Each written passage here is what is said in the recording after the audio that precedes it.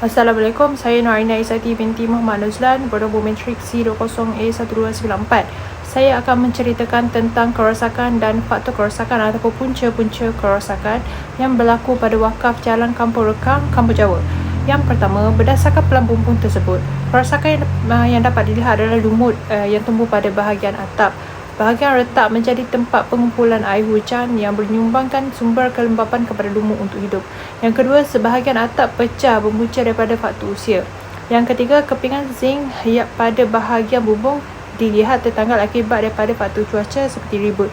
Keempat, terdapat pengaratan yang berlaku pada bahagian atap yang berpunca daripada tindak balas cuaca, suhu dan juga udara. Kelima, kebocoran yang berlaku berpunca daripada lubang yang ada pada bumbung zinc yang berlaku akibat daripada faktor usia dan juga tiada penyelenggaraan dilakukan. Seterusnya, kita bergerak kepada pelan lantai.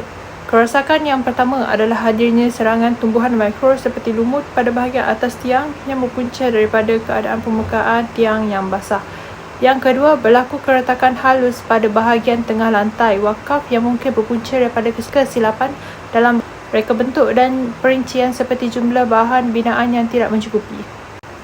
Yang ketiga, berlakunya mendapan pada bahagian tengah lantai sehingga menjejaskan struktur asal lantai wakaf yang berpunca daripada beban binaan yang berlebihan atau kegagalan asasnya. Yang keempat, tiang kayu rosak akibat diserang serangga perosak anak-anak yang hidup menggunakan kayu-kayu yang telah mati sebagai sumber bahan makanannya. Yang kelima, tumbuhan liar tumbuh pada bahagian lantai yang berlaku keretakan berpunca daripada pertumbuhan-tumbuhan liar di sekeliling wakaf yang merebak sehingga ke atas lantai wakaf. Kita pindah kepada pelan pandangan hadapan pula. Kerosakan yang pertama adalah vandalism yang berlaku daripada pengguna yang tidak bertanggungjawab. Yang kedua, tumbuh-tumbuhan liar pada bahagian lantai yang mengalami keretakan. Perkara ini berlaku daripada tumbuhnya tumbuh-tumbuhan kecil di kawasan retak lalu ia menyebabkan keretakan berlaku yang lebih serius. Yang ketiga, sebahagian komponen binaan yang merupakan pemelih telah hilang dari peletakan asal yang berpunca daripada keadaan papan pemelih yang pecah lalu telah menyebabkan sebahagian daripadanya hilang. Yang keempat, serangan anak-anak pada tiang kayu yang biasanya berlaku kerana kelembapan pada bahan kayu dan akhirnya kayu akan hilang kekuatannya lalu menjadi reput. Yang kelima, perebutan kepada lepa simen dan pecahan bata pada bahagian lantai. Hal ini berpunca daripada ralat dalam jumlah penggunaan bahan binaan.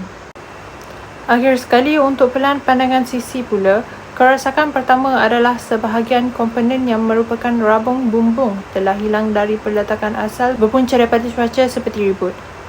Yang kedua, sebahagian komponen binaan yang merupakan papan pemelih telah hilang dari peletakan asal berpunca daripada keadaan papan pemelih yang pecah lalu menyebabkan sebahagian daripadanya hilang.